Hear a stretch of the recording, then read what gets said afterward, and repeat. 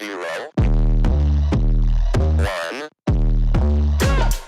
Let's get started. Hello and welcome to Beyond 10 Tennis. My name is Dr. Ashley Morgan-Berge and I'm your host. If you're not familiar with my work, would like to learn more about it, head on over to AM8 International, the first tennis lab of its kind worldwide that is centered on delivering top 10 tennis rankings and is 100% backed by science. I'm the author of 14 books behind multiple theories and have been an elite coach for over 20 years and work with athletes around the world, Europe, United States through Australia. I'm also the world's leading authority in this space with my research coupled with my extensive coaching background, being responsible for landmark findings to deliver the next generation of player. With new foundation shared in my two latest releases, my tennis black book of Federer, Nadal, Serena, Djokovic, and my brand new release, my tennis workbook. This season is like none other before. So as always, buckle in and enjoy the ride. Welcome to another edition of Beyond Top 10 Tennis. I am so excited today that I get to share with you my brand new release. Look, if you've been with us for some time now, thank you so much. You know what we're all about. If you are new, welcome. Very good timing because my latest release came out less than 3 weeks ago now. Time has already been flying, but I've just got my hands on the copy a few days ago, and here it is. And as promised, I told you it is a big one there. So my tennis black book, my tennis workbook, these two are your must-haves. Definitely, by all accounts, the one, all of them behind me there as well. Yes, you'll see them there too, but December, March, so it has been a very, very busy 4 months, I suppose, but really 6 months, 12 months, very chaotic. And even before these ones, you know, the 12 months prior, my other book, or the one of the blue ones back there, How to Develop a Top 10 Tennis Ranking, came out, and there are all the ones before that. So there's 14 books that I've done in total, but there's 13 specific here. There's obviously that one to the side I've shared that was a fictional release a couple of years ago, something a little bit different. Your black book is going to walk you through the entirety of the season with lessons learned from the 2024 season to apply into this season and those to come. Your workbook is what you're going to pen down. It's your journal. It's my tennis workbook, your weekly journal towards a top 10 ranking. So irrespective of your level, if you are a top 10 player, it's for you. If you're a top 20 player, it's for you. Top 100 players for you. If you're your local club or academy, this one's for you. It is jam-packed, and you will see it is essentially piggybacking off. It's part 2, if you like, of your black book. I'm excited because I get to finally share more of the workbook with you. Essentially, you should, and I say that loosely, you should read your black book, but your workbook can be a standalone book. It can. I do encourage you all to read your black book first, nonetheless. It is designed, however, that you can, but you may not get as much out of it. So I did want to make sure it was a bit multifaceted to ensure that if you hadn't and you were really excited, you got to use this as well. What your black book will do, it will walk you through the collection. Your black book shares with you what to read in the collection when 48 weeks of the year, not 52. There's 4 weeks dispersed across your season, just as a bit of downtime to make sure you've got room to come up to breathe. That's all. And it's been done in, I'll say, a nice way to make sure you can take that time as needed. Your workbook, same format, follows the same theme, however, 48 weeks once again, but they are on repeat. So 1 week to the next by 48. So you are following a specific rhythm, a specific pattern. throughout their entirety of the year. So not just your season, so 48 weeks, and you will have the same universal pages, universal prompts every single week, so you can look back on it and recount what's been discussed in your black book, your performances. This is essentially, at the end of your season, will be an absolute gold mine with everything you've been able to fill in. So you will see there is no blank page in here. You have prompts to make sure you don't need to do the thinking. You don't need to ask yourself, what should I write in my journal? It's been done for you. So it's all there. And you have extra sections where you can pen additional notes. I'm really proud of this one. It's actually the first book of all of them that isn't, say, heavily text-based. It's more, say, design-based, if you like, where I've designed all the pages for you, and just essentially crafted them to make it easier to follow all the tools in your black book, to pen everything down that you would like / desire. And I think it's very versatile, not just for tennis, and you've learned this in your black book. For example, what am I working on per week? What I would like to accomplish and or improve this week. And that's not just tennis related. You can obviously apply that in other elements of your life, but if you are obviously in it to track towards that top 10 ranking, you want to talk tennis. Favorite part of the week. And look, all of this is extensions of, you need to remember, your black book. So very big difference here. I'll open up to this week. So this week for your black book, you should be at week 3 of block 4 tasks right here. And you've got a topic, so a reading for this week. And we'll have a look at the end of the month, or at the end of every month, you have your chart work to complete. So very different. It's very, I will say, refined, very compact. So you've really only got one page per week to dive into. So if you have small handwriting, by all accounts, scribble all of those notes in here. However, if you want to extend more, that's what your workbook's for. All of those pages, you've got all the room. So a very big difference, dispersed. I think it's over 6 or 7 pages every single week to complete. So a bit of a difference there. I'm going to kick off today's episode though, because I thought this was a really fun, again, black book. If you turn on over to page 260, if you're following, if not, we can cheat and I'll read it out for you.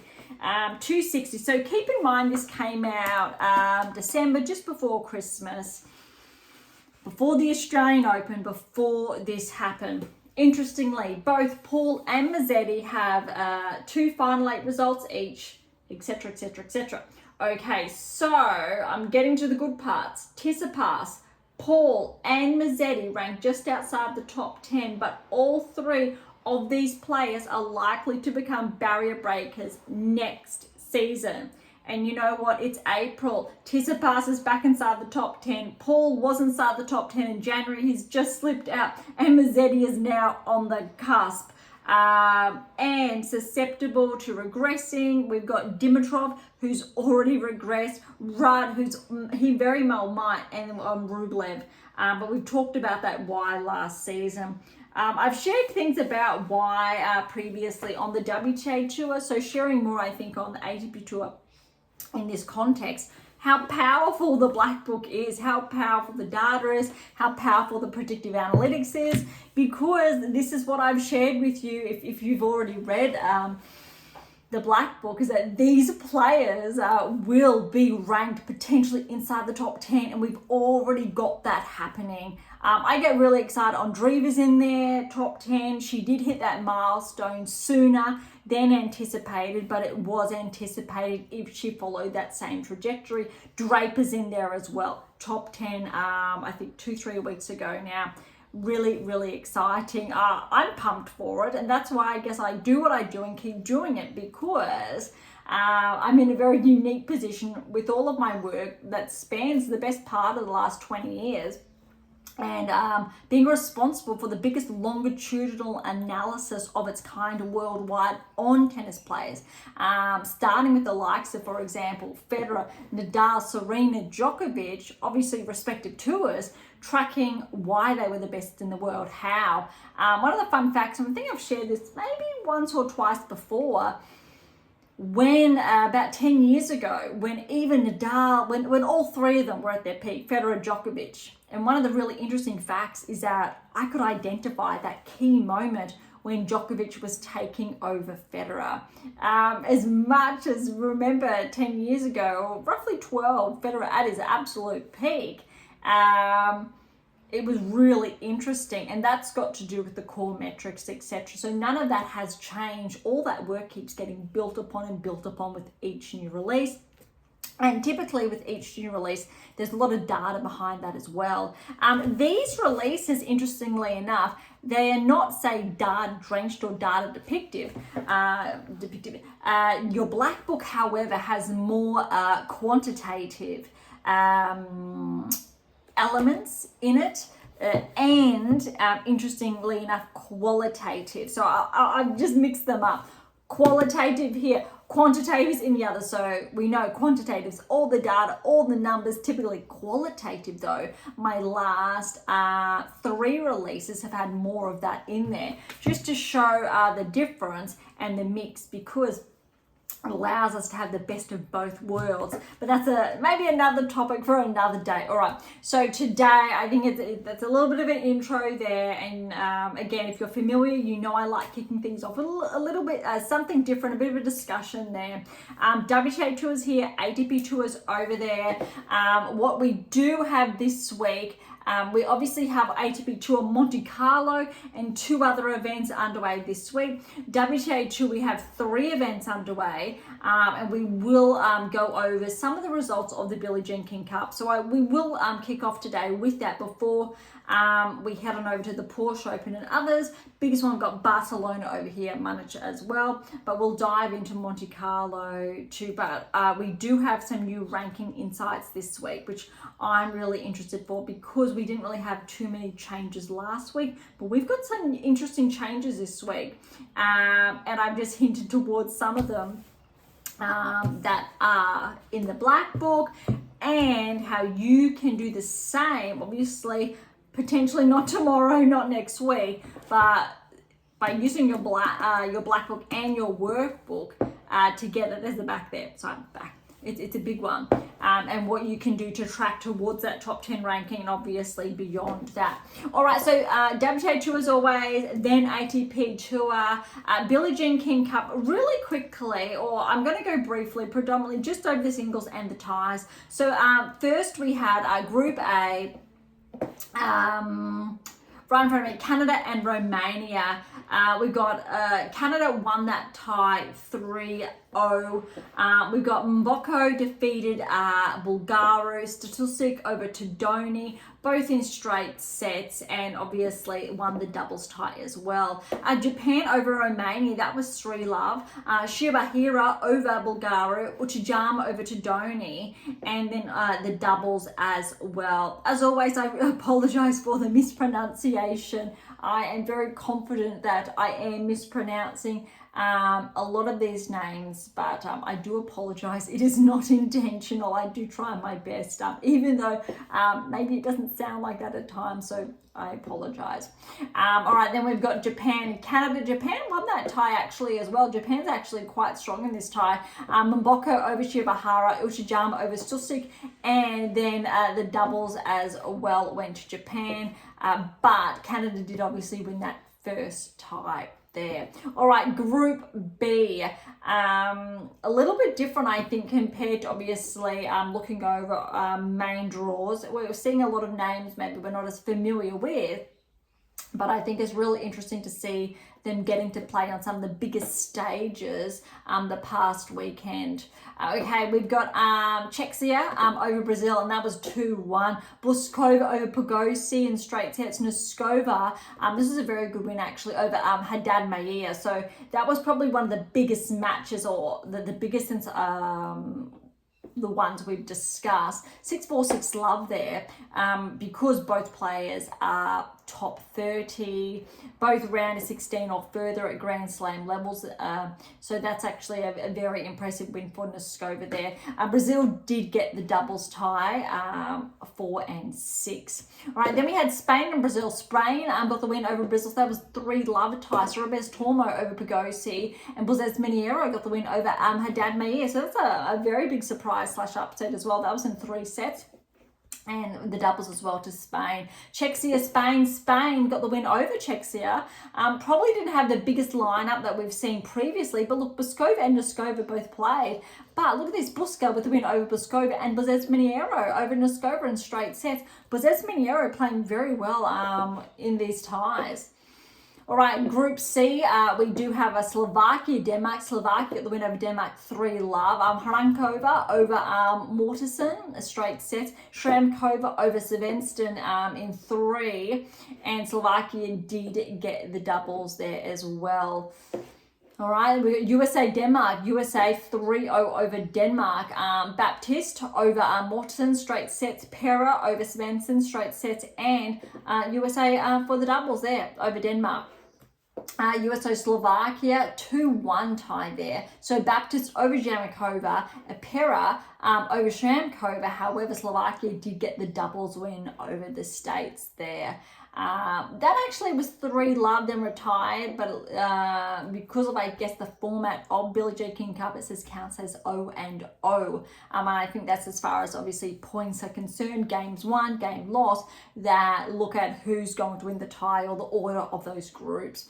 Group D, so this is, I'll say, in my hometown or close to, because we did have Australia playing Kazakhstan. Kazakhstan got that 2-1.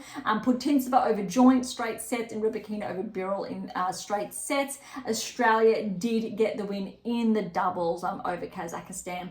Kazakhstan over Colombia, that was 3 love. Putintseva over Arias, straight sets. Rybakina over Lazaro, straight sets. Kazakhstan with the doubles as well. That was in 3 sets, however. All right, Australia got the win over Colombia, 3-0 joint over Monroy, Birol over Lazario, both in straight sets, and the doubles as well, straight sets there. All right, Group E, we are getting there. Poland and Switzerland, maybe a little bit surprising, not so much because we know it wasn't maybe the strongest lineup. Poland could have had, well, all Switzerland, all fairness, because we didn't have Benchik in action, and we obviously didn't have Swiatek in action. So there are a number of players that could have played but didn't. So I think well done to Poland to get through this one. Kawa over Teichmann in 3, Linette over Gulbik straight sets, and Poland got the doubles there as well in 3 sets. Ukraine then got the win over Poland, 3 love. How's this? Kostyuk and Svitolina were playing for Ukraine. That is their strongest team. Both of them top 30. If not, they're both essentially at that top 20 level. Maybe they are this week, but I think both are top 25. But both deserve really to be top 20, maybe top 15. So this is actually one of the strongest teams, I think, because the USA did not have, say, the likes of Gorf and Pagula playing, or Keys. That would have been a very big, by all accounts, lineup. So Ukraine's actually very strong here. So Kostyuk over Kawa straight sets, Svitolina over Sharolinska straight sets, and then Ukraine also got the win in the doubles. It was 7-6, 7-6 though, 1 and 5. So that was actually very tight.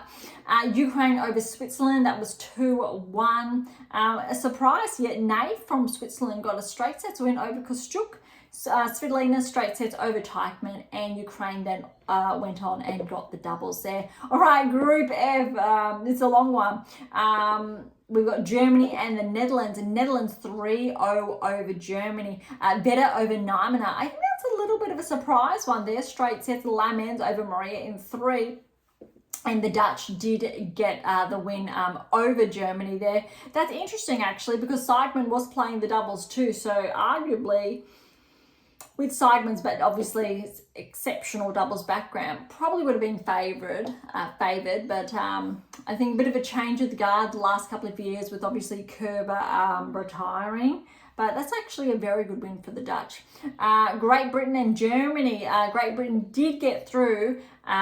We had Cartel over 9 minute straight sets. Bulter, good win over Maria, but that wasn't through, so Katie was pushed, and Germany did get the doubles win then over Great Britain. That's a good one there. Straight sets. Great Britain then got the win over the Netherlands. Cartel over Vedder in 3. Lamens over Bulter. That's a surprise one there. Straight sets there. And then Great Britain did get the win over the Netherlands in the doubles. Wow, that was a lot. So that wraps all of that up. I think as far as standings are concerned, we can go Group A. Japan won Group A. Group B was won by Spain. Group C was won by USA. D was won by Kazakhstan. E was won by Ukraine. So not Poland there. And then Great Britain won Group F.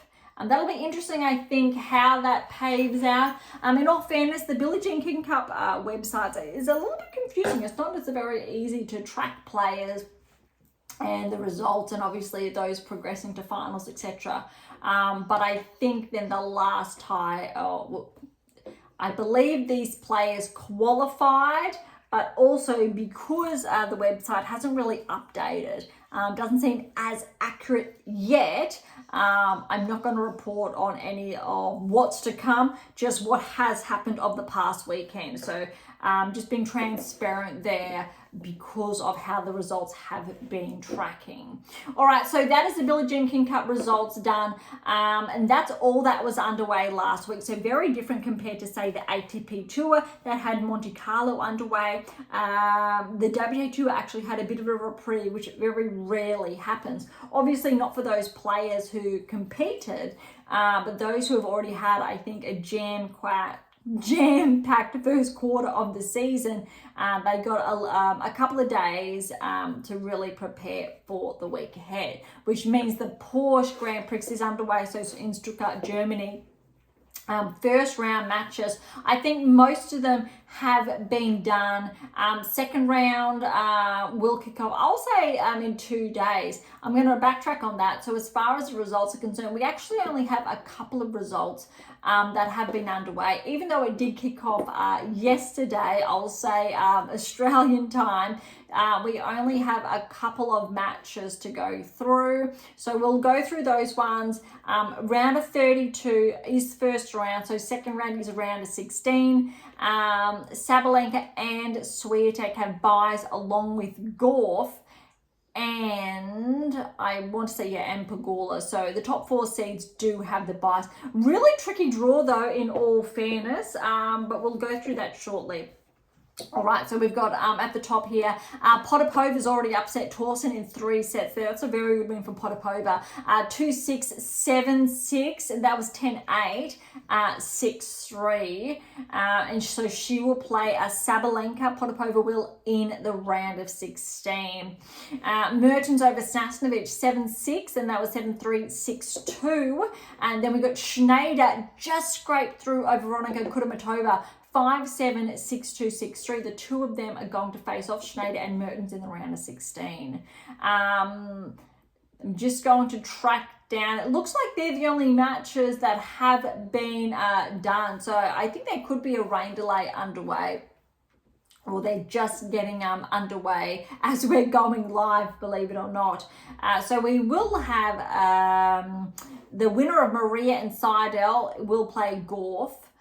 The winner of Nyman and Seigman will play the winner of Paolini and Lies. That's going to be a tricky one. So you need to remember Lies having that lucky loser run at the Australian Open. It's going to be interesting, obviously favouring Paolini here, but still that's going to be quite interesting.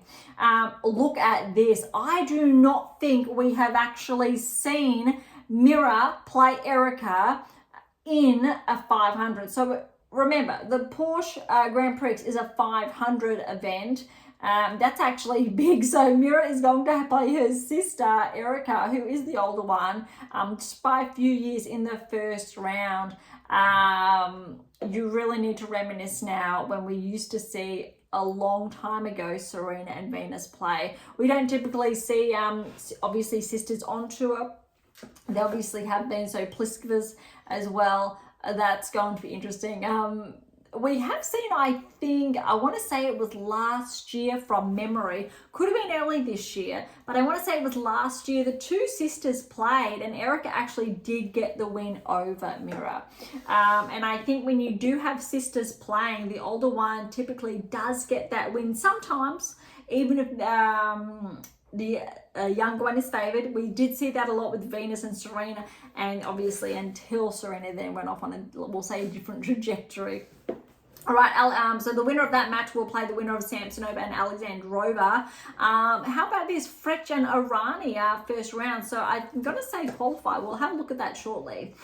So the winner of that match will play Pegula. Navarro has Haddad Meir first round. That's a tough one, especially with Haddad Meir playing Billie Jean King Cup as well. Ostapenko and Yastremska, so they're on the bottom there.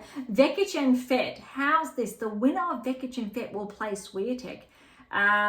You really need to argue that Vekic would get through on rankings, and that's a huge first round for Swiatek. I think that's a really tough draw as far as I think that's concerned. But let's have a little bit of a look ahead. So I said round of 16 we've just touched on.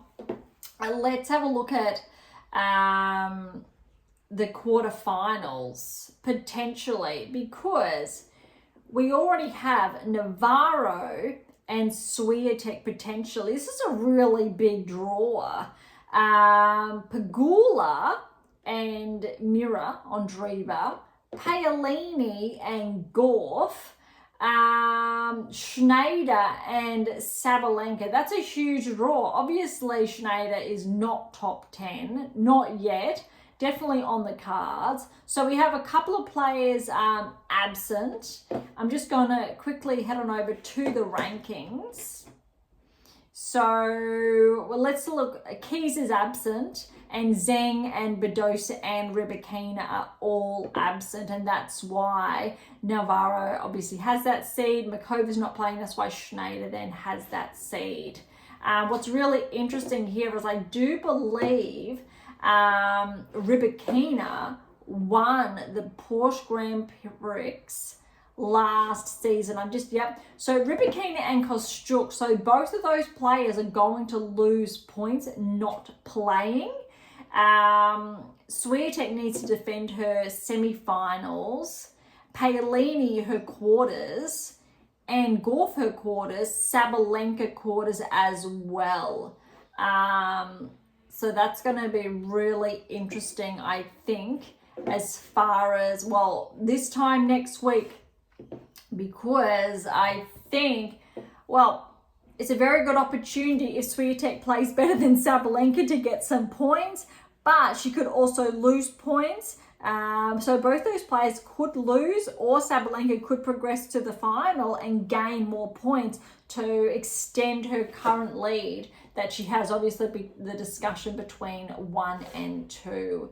Gauff, obviously, Pegula's in action, and we already know how the rankings have changed the past week with Pegula ahead, and she really could gain a bit of momentum and nudge closer to Swiatek. It's going to be really interesting, or Gauff can overtake Pegula and get that third ranking back. There's a lot in the mix. I won't go too much into it, but we'll have a look when we head on over to the rankings. All right, so we don't have too much more to report on the Porsche Grand Prix. Only a couple of matches underway, so let's head on over to a 250 event. So the 250 is in France, or in Rouen, France. I will attempt to pronounce this, the Rouen Metropole Open. And that one kicked off as well today or yesterday. So we've got about 4 matches. Svitolina is the number 1 seed here, and Skova is the 2nd seed. Just to look at the ranking to gauge levels of play, but it is actually, we do have a number of players or noteworthy ones here. So Svitolina's got Teichmann first round. Kalinina got the win over Hibino, Love and 4, so she will play the winner of that match. Sakari's got Bozes Mineiro. So remember how well Bozes Mineiro played BJK Cup. That's a tough one, but a very good opportunity for Sakari to notch up some points, which she really needs. Winner of that match is going to play the winner of Cartel and Gracheva. Ferro has already upset the 4th seed Kessler 6-7, so that's 8-10. Or 10-8, my apologies, 6-2, 7-5. So Ferro will play the winner of Ponche and Rouen. Jackie Mo has already fallen to Roos with an E, 1-6, 6-1, 6-4. Parks is the 6th seed. She's got Rossello, first round. Ochijama, 5th seed, has Rakimova. Dart has Boyce, and Fotovotova's got Blinkova. And the 3rd seed is Danilovic. She's got Krunik in the first round. All right. Rakitomon Anga Rajanova got the win over the 7th seed Bronzetti. I really did try to pronounce that. I really do apologise. 2 and 3 with the win there. Christian will play Parry. Andreescu's back in action. She's got Lemens first round. Noskova's 2nd seed has Pera. Pera again played some good tennis at BJK Cup. So there's a number of players in this event that did actually play the past week. We will touch on round of 16 onwards in next week's episode. Same with obviously the Porsche Grand Prix. Now there's another event underway. It's a 1-2-5 event. It's in Portugal, the Oeiras Ladies Open there. And how's this? Interestingly enough, Iala. So I think everyone's familiar with Iala by now, upsetting Swiatek at Miami. So that match, I think there's a number of matches that have been suspended. She's up 6-3 over Kovermans, and then 2-4. So Kovermans looks like she's got a break, or she's up 4-2 in the 2nd set. So that's going to be interesting. And then the 2nd seed is Volnets. I won't go over the match lineup, but Shivalanska is the 8th seed. Bondar's the 4th seed. Sersteia is the 6th seed. Cocuretto the 3rd seed, Yuan's the 5th seed, and I think, yep, that does that there. All right, so a little bit of a different lineup this week. We've got a very big one, not too big, but big. We've got a 500, a 250, and a 125 underway. Let's head on over to the rankings now. Starting at 100, I'll try and just look at the bigger movers this week, just to leave enough time to really focus on the ATP Tour results as well. All right, so Montgomery, she's up 5 places to 100 in the world. I'm going to say welcome to the top 100 because I'm not too sure if Montgomery has been ranked inside the top 100 previously. How's this? Garcia is back inside the top 100 at 99. 2-point progression. I want to say it was 2-3 seasons ago now, Garcia was ranked inside the top 100. So she has taken quite a significant regression, but let's see what's to come. Look, Andreeva's at 97, up 1. Seigman, she's back 7 to 95. We've got Bondar, she's up 5 to 91. Cocuretto's back 4 to 89. Todoni's back 5 to 88. Rus is up 4 to 87. Baptista's up 4 to 86. How's this? Oof. Rakimova, she's back 9 to 83, but what that was for, the big one, is Sakari, 18-point regression to 82. She has had, I'll say, a rough start to the season. There's just been regression after regression after regression. She had a huge, I think, start last season. Hasn't been able to find, I think, that rhythm again, that same level of play. Last episode, I believe it was, I gave Sakari a bit of a shout out that I'm here. I'm more than happy to help because definitely I believe Maria still has a lot of potential there.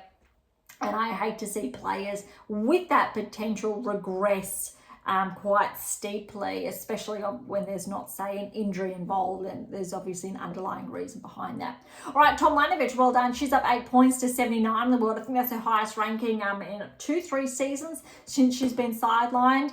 And the young Aussie joint, so she's up 3 to 78. She's only 18 years of age. Really, really great to see. All right, Pera, Blinkova, they're both up 4, 76 and 75 respectively. Eli, so she's up 2-68, and I've just touched on that Paolini's got her first round in Germany. Christian, she's back 9, so to 66. Kalinina's up 3-65. Lee, 4-point progression to 63. We've got smaller movers, 1s and 2s in here. We've got Boskova, 7-point regression to 58. Polonina Kudamatova's up 4-55. And her sister Veronica at 52. So that's interesting. Once again, we've got both Kudermetova sisters around a similar ranking range. Going back to what I said earlier, I forgot to mention the two. With the Andreeva sisters, for example. Azarenka, she's back 3, so she's at 50 there. Again, Azarenka, she's definitely top 30. Same with Pavlyuchenkova, who's at 1 at 49, and Vondrasova's at 1 at 48. Raducanu's then at 47. So there's 4 in a row. And all 3, we've got 3 Grand Slam champions in the mixed and a Grand Slam finalist. They're a little bit rough, but just to show how much I think some players performed quite well last season, but they haven't really been able to find that groove, that rhythm, their momentum so far this season. And what happens when 1, 2, or 3 of those 8 keys goes miss. I won't get into it, but the 8 keys in previous releases, and there's talked about quite a lot. But if you are new, you're not sure, head on over to AM8 International, click on the keys, and there's a good rundown there for you. Stearns, she's back 1, Kessler's back 1, 44 and 43 respectively. Benchik also, she's at 42. We've got Boulter's back 1 at 40. Obviously it was top 30 around this time last year, roughly. Danilovic, she's back 4 to 39. All right, Kenin, here we go. So this is coming off, I'm going to say, from her last week, 10-point progression. So she's up to 34. Again, I think this is Kenin's best ranking in at least, I want to say, 3-4 seasons, or it has to be really close to that. Really great to see Kenin. Still only 26 years of age. We know she's won a Grand Slam very young, around I think 2021. So it'd be really great to have Kenin back inside the top 30. Noskova's back 133, but how's this? Collins, a 10-point regression. So she has been sliding the last couple of weeks since obviously not being able to defend that title in Miami.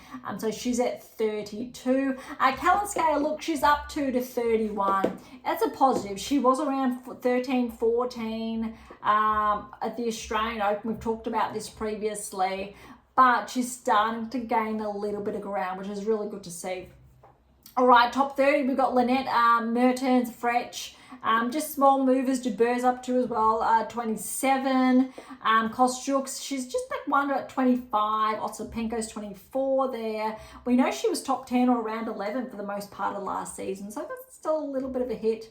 Torsen steady at 21. Alexandrova, she's up 4 to 22 there. All right, top 20 is absolutely no changes. From 20 through to 11, we don't have any movers there. Obviously, Vekic, Samsonova, Svitolina, Haddad Mears there, Anisimova, Krejcikova. Interestingly enough, Krejcikova has not played so far this season since the WTA finals, but she's still holding steady there at 15. And then we've got Kazatkina, Schneider, Makova, and Navarro. Noteworthy, Schneider and Makova, very similar. There's literally only 4 points separating the two in the rankings. But Navarro, she's around that 800, an 800-point lead over Makova. So there is a bit of a chunk there, and she can extend that this week potentially. And it looks like Rybakina, since she's not playing, she is going to drop a number of points. She will fall outside the top 10 in next week's rankings. A good opportunity there for Navarro to bump herself back into the top 10. Not too sure how many points she will lose, but it looks like Navarro will be 10 next week and Rybakina 11, so they will trade places. Could change depending on obviously what happens, how different players perform inside the top 10. Badosa could drop some points. Not too sure how she performed last year. Zheng maybe, but again, not too sure as well if she is going to be dropping points or not. Because remember, for the most part of the first half of last season, besides the finalist result Zheng had, she didn't perform outstandingly or correlate with her ranking until the second half of the season.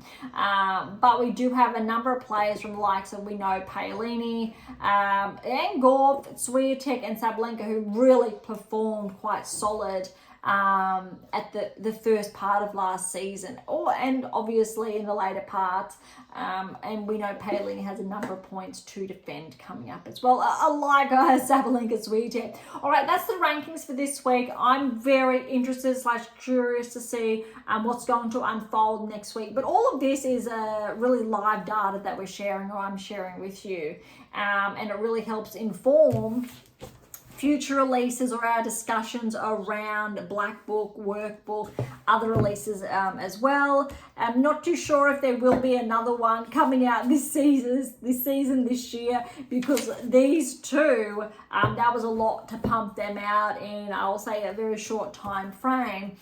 But I have spoken about what's to come, I'll say, in the next season, next 12 to 18 months potentially, with all this data, starting with the likes of the Black Book with Federer, Nadal, Serena, Djokovic. It's looking like that we could have a lot of data to talk about, say, Swiatek, Sabalenka, Sinner and Alcaraz. That is something that I think is worthy of noting in future editions, but I won't say anything more, and you've heard it here. All right, so that's WTA Tour wrapped. Let's head on over to the ATP Tour. Kicking off with Monte Carlo. A lot of surprises here, but not too much. We looked at most of the first round results last week. I'm not going to go into too many. I'm just going to revisit some upsets. So we had Rouen falling in the first round to Berge straight sets. Thompson upset Mapesh Pericard, or similar rankings there, straight sets. Predominantly, they're the upsets, I do believe. Just seeing if there are any other players to note. And that was the other one. So Davidovich Fokina over Shelton in 3. So Shelton was upset there as well. First rounds again, I think they're the only, and Ogur Elisame was upset in straight sets by Altama in the first round. We could have touched on some of these last week, but just a recap of the seeded ones, or the ones that are upset. All right, so straight into, I'll say the second round, but round of 32. Depending how you want to look at it. And so the second round kicked off with big upsets in Monte Carlo. Berrettini and Zverev was always going to be a tough match for both players. But considering how well Berrettini played, I think, in his second match, he's really finding that form again. But check this out. Berrettini with the win over Zverev, 2-6, 6-3, 7-5. Huge, amazing, great. Essentially because since Zverev has been that number one seed, he hasn't been able to clock up enough wins. He's had a lot of earlier exits, whether they are first, second, third round, or he's struggled to make it, say, to the semi-finals, finals. Yes, it's a huge ask, but he is the number 2 player in the world.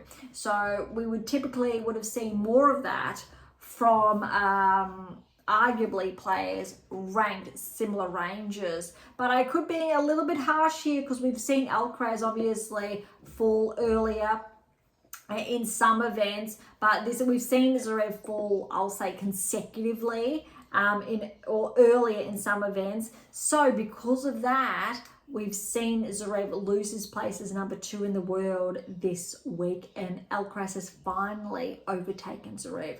Huge milestone. All right, Mazzetti over Lechek, a good win here, 1-6, 7-5, 6-2. Remember what I've said about Mazzetti, why this is not surprising.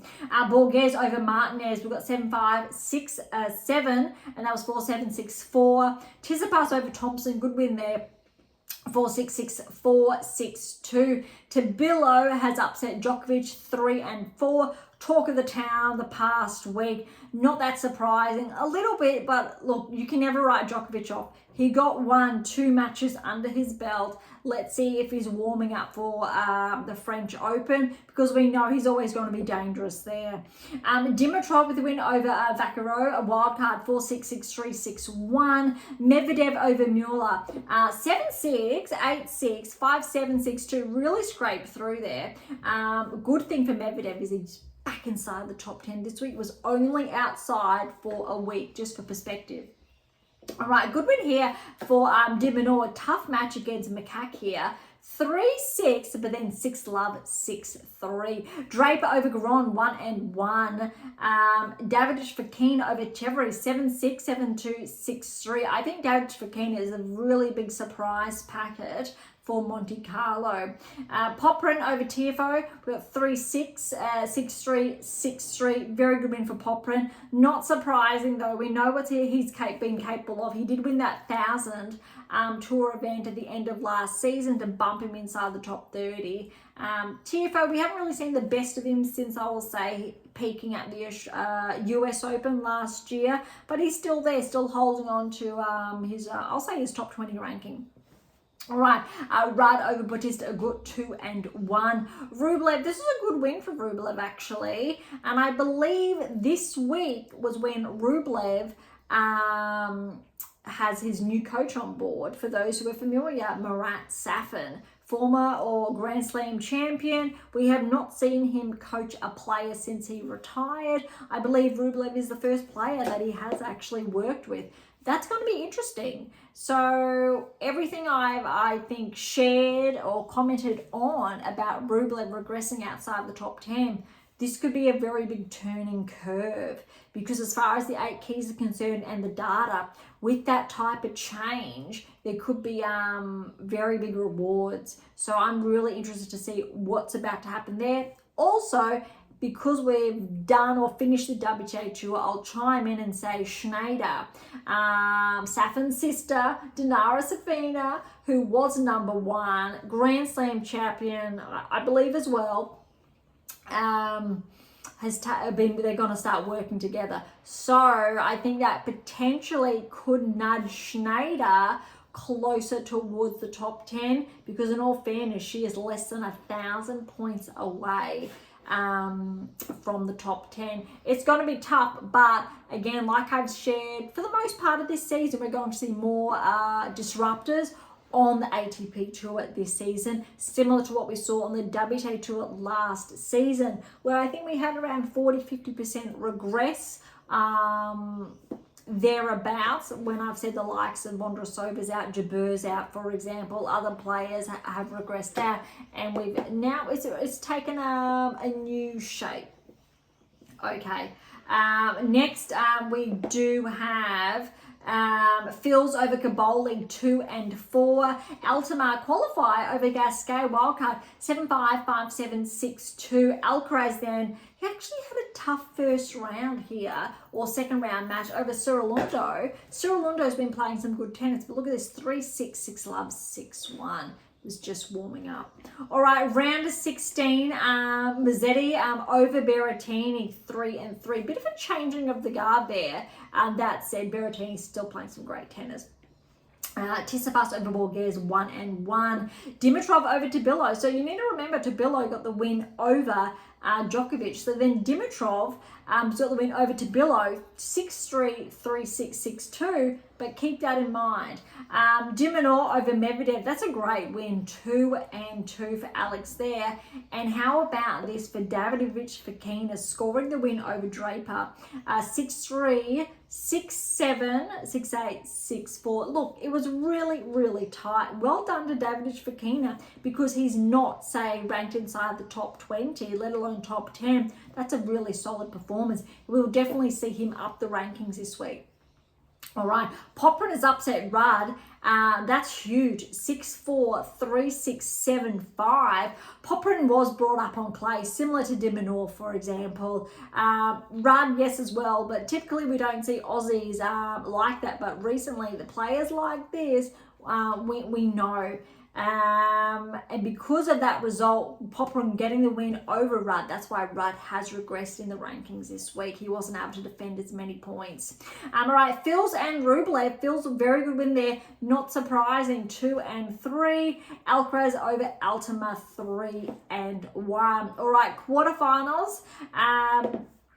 Mazzetti upset Tsitsipas. Again, not that surprising, but I'm really happy it went to 3. 1-6, 6-3, 6-4. And look at this. You've heard what I said about Dimitrov with the win over Tabilo. So Tabilo took out Djokovic. Dimitrov got through in 3. And Alex then very, very brutal 6-love over Dimitrov. That was... All right, Davidovich Fokina with a win over Popyrin, 3 and 2. Then Alcaraz upset Fils, but this was the tightest one. Well, equal, I'll say, to the Mazzetti-Tsitsipas match.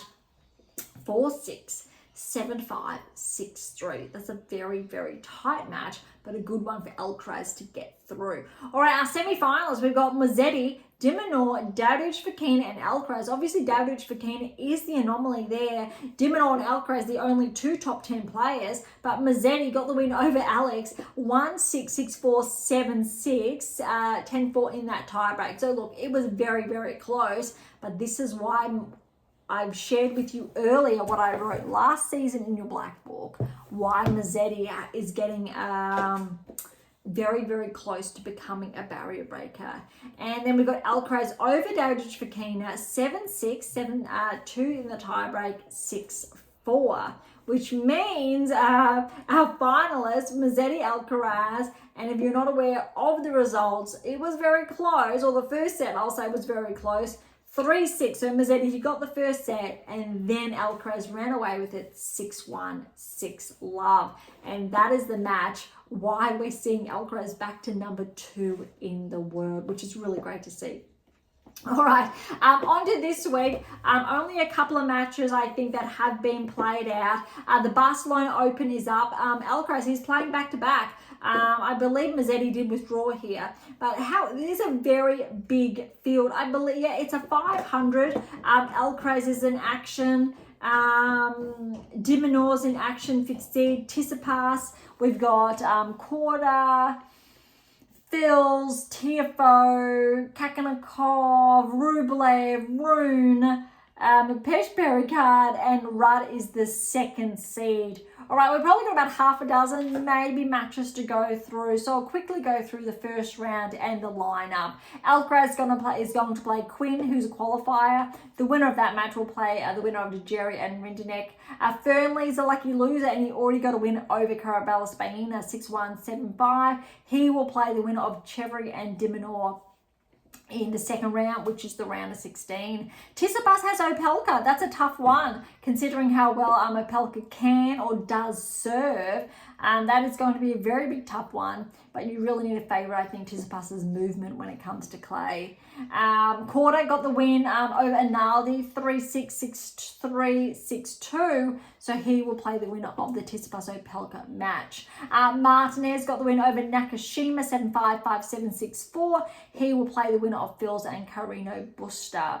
Tiafoe has Munar. Kakanakov has Norrie. Wawrinka, Davidovich Fokina. Then Rublev, he's already played his first round match, got a win over Zhong, 1-3. So he will play the winner of Davidovich Fokina and Wawrinka. A lot of tennis played by the likes of, say, Alcaraz, Davidovich Fokina, and de Minaur. Mazzetti is the only one of those 4 not playing this week. Rune, good win there over Ramos Vinolos, 7-5, 6-4. So he will play the winner of Baez and Drumer in the round of 16. Medalovic, he's a qualifier, and he's already upset Mapesh Pericard, 7-5, 7-6. 8-6 in the first round. So Milanovic will play the winner of Galan and Rudd in the round of 16. Well, that was a lot. So that's going to be interesting. The Barcelona Open, there's a lot of points on the line, for example, to have a look how the rankings will unfold. That's going to be really interesting, I think. think, to keep an eye on for next week.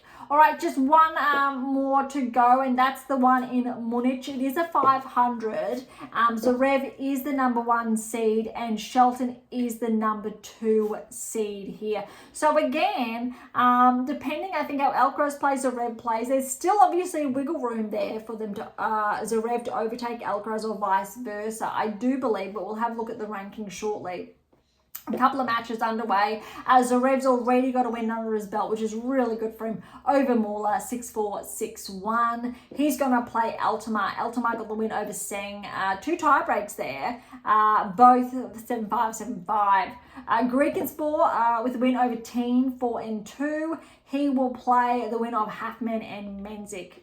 Then Humbert has Jarry, Engel, Marazin, Berge, Bublik, Shapovalov, Dedura, Palermo, Cirulondo, Struff, Shevchenko, Kaboli. Goffin already has a win over Harris, a lucky loser there. 6-2, 6-7, 2-7, 6-4.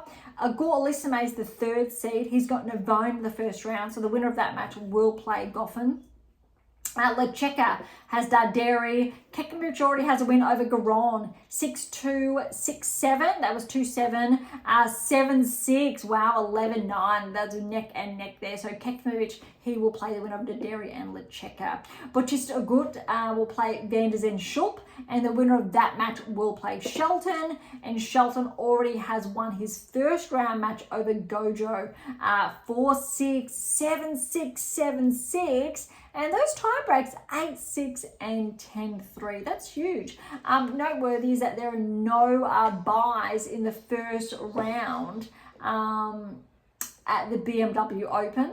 So in Germany, but that's the same. There's no buys either in Barcelona, so that's interesting as well. All right, so on to the rankings there. That's done all of the events. Let's start from the top 100. Mackenzie McDonald's holding steady there at 100. Carreno Buster's back inside the top 100 at 99. Laktovic, welcome back, I will say, to the top 100. He's up 12 points to 97. A lot of small movies here. We've got Max Zak, 11-point progression to 91 in the world. Welcome to the top 100. O'Donnell, he's back 5 to 87. We've got a string of Aussies here. O'Donnell, Walton, Hijaka and Vukic, all 4 in a row between 87 to 84 respectively. We don't normally see that as far as all players in alignment per country. All right, we've got Collion up 8-point progression to 83 in the world. Marazan's up 4 to 77. Small movies as well. Sorflin's back 5 to 73. He was up a lot higher. I'm not too sure where, but I want to say around, well, at least inside the top 50. Altamar, a 16-point progression to 68 in the world. Booth up 3 to 64. A lot of small ones up and back. Or Ugo Carabelli's up 3 to 60 in the world. Fonseca's steady at 59. Really holding tight there. Again, 18 years of age. Similar to Joint, who I touched on the WTA Tour.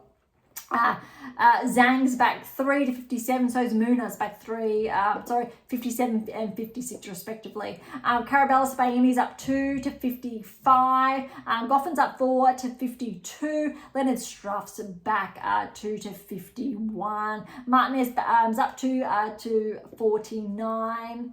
All right, inside the top 50 now. So Nico's back 3, 44. Monfils up 1, 43. Anali's back 2, 42. Borges up 2, 41. A lot of small movers here. I'm skipping over the Mapesh Perry card. 4-point regression to 34. Berrettini's up 133. He's getting very, very close, I think, to being seeded at the French. I think that's definitely what he's after, and that would be really great to see. Just ones here. Here we go. Welcome to the top 30. Davidovich Fokina, 12-point progression up to 30 in the world. I think this could be his ranking high. I do believe. Not 100% sure, but I'm pretty positive. So, Alejandro, congratulations for your ranking high. And I think it's a little unknown that David Fokina, he's only 25 years of age. He's been around for a while now. So much so, a few years ago, Djokovic, I do recall him featuring in one of my books, which means he did make the round of 16 at a Grand Slam that season. Not too sure when or where, but just to preface, 25, he must have been 20, 21 years of age when he did have that Grand Slam peak performance. And I think he's really priming up potentially to be a bit dangerous this clay court season. Shapovalov's steady 29, Hurkacz is back 2 to 28, Kakinov's back 2 to 27, Lecheka's up 2 26, Popperin's up 2 to 25. I think that's equal to his ranking high from late last year. No other changes really. Humber's back 1, 21, Makak's up 1 to 20. Small movers, so we've got Tiafoe back 1 to 18, Dimitrov up 1 to 17. Oh, this one's going to hurt. This one's a bit of an ouch here. We've got Tsitsipas, an 8-point regression to 16 in the world. I did not see that coming because he lost the points in Monte Carlo. That means Tsitsipas must have won Monte Carlo last year because he's been docked 800 points. That is actually big news. He really needs to notch up some more points in the coming weeks. That is, I think, Tsitsipas's lowest ranking in a number of seasons. We know he was predominantly ranked 11 last season, just outside the top 10. Maybe there was a 12, 13, then 11 switching around, but we never saw him as low as 16. I'm sure, given its clay time, it's the perfect opportunity for Tsitsipas to get those wins back under his belt, but he definitely has a lot of competition there. That's got to be an interesting one to keep an eye on. Shelton's back 1-15, Fels is up 1 to 14, Rune's back 1-13, Paul's back up 1 to 12, and Mazzetti up 5-point progression to 11 in the world, on the cusp of the top 10. I love it again when the predictive analytics come true. That's why I keep doing what I do, because the data's just there. It's there. And how's this? Separating Mazzetti from the top 10. Rudd, he's back 3 points to 10. That's big news as well. Is only 15 points. That's huge. Noteworthy, this time last year, Rudd and Tsitsipas essentially dominated the clay season between them. They were absolutely solid. And then they just weren't able to I'll say perform at that same level come the French Open, where both of them were without a doubt in contention given their results on the clay courts. And I don't think we're going to be seeing that this year. I don't think you can ever write either of them off on the clay, but Mazzetti's playing great. Djokovic, you got Paul just on the cusp there with Mazzetti. Only 40 points separating Paul and Mazzetti in all fairness. And you've got 80 points separating Paul and Rune, interestingly enough. And then Fils is really close behind. That is a really solid that we're seeing. And all of these players are in your black book to learn how they were able to do it, but also learn the data, learn how I was able to, or how I am able to share with you what players are going to progress, what players are going to regress, what players are going to be top 10, who's going to win Grand Slams, what the data says, and the tools that you can implement into your own game to track further at the Grand Slam level and to solidify your place in the 8%. So top 10, 8%, 2%. So remember those rulers. All right, so as far as the top 10 is concerned, so Medvedev's back in, up 2 to 9 in the world. Surprisingly, Rublev's up 1 to 8. Then we've got Alex, deservingly so, is up 3 to 7. Draper's steady, but the gaps are closing as far as the points are concerned. Djokovic is also steady, even though he lost a handful of points. He's still firm at 5. Fritz, similar as well. But the biggest, I think, news at the top end or top 5 really is Alcaraz and Zverev switching places. There's look, a bit over 100 points, 125 points between Alcaraz and Zverev. And that could very well change this week. Look, if Zverev wins in Munich, and Alcaraz does not progress as far in Barcelona, we will see these two switch places again. The odds, it's hard to say. Zverev hasn't been able to win a title in the best part of the last 2-3 months, I believe. I'm not sure if he's won one this season. Alcaraz obviously just won a 1,000 event, which is huge. Really catapulted him up there. And I think that was well overdue. But the separation now between Alcaraz and Sinner, with Sinner losing points, is down to a bit over 2,000. I think it was up to 3,000 or 4,000 at its height. It was really significant, but it's closing in. So I think this time of the year, we are seeing or we are going to see either the top players continue to progress or further progress, or we are going to see some openings on both tours, but especially on the ATP tour. And I share a lot about WTA tour, probably I think a last episode or recent episodes as well. All right, we're going to wrap up today's episode a little bit shorter than our previous ones, but still it's been jam-packed with a lot there. Really excited to share with you your workbook. If you don't have your copy yet, please do. You can use it as your own journal, your tennis journal, filled with weekly prompts from your black book, now with dedicated room to complete all tasks in full and pen your playing secrets. My tennis workbook is the ultimate tennis playbook to put to work. Please do. All right, so thank you so much for listening. To grab a copy of my brand new release, My Tennis Workbook, or my December release, My Tennis Black Book over here, head on over to AM8 International or Amazon. So irrespective where you're based in the world, you can get your own copy. For any comments or questions, head to AM8 or Topic Thread, or leave comments directly on YouTube or Spotify. To interact with Beyond Top 10 Tennis, catch up on our blogs, or to sign up to my newsletter. All links are in the episode notes, as well as how to access Pink Octopus books to Spruik. If you enjoyed today's episode, please subscribe, like, share, and do all of the above. Beyond Top 10 Tennis exists for you, so please consider sharing us near and far. And if you're serious about heading towards a top 10 ranking, or want to know what your game is missing to secure that maiden Grand Slam or more, don't be shy and come and say hi. Okay, on that note, thank you so much for listening. I'm so incredibly grateful. I'm your host, Dr. Ashley Morgan Berge, and this is Beyond Top 10 Tennis, and I'll see you next time.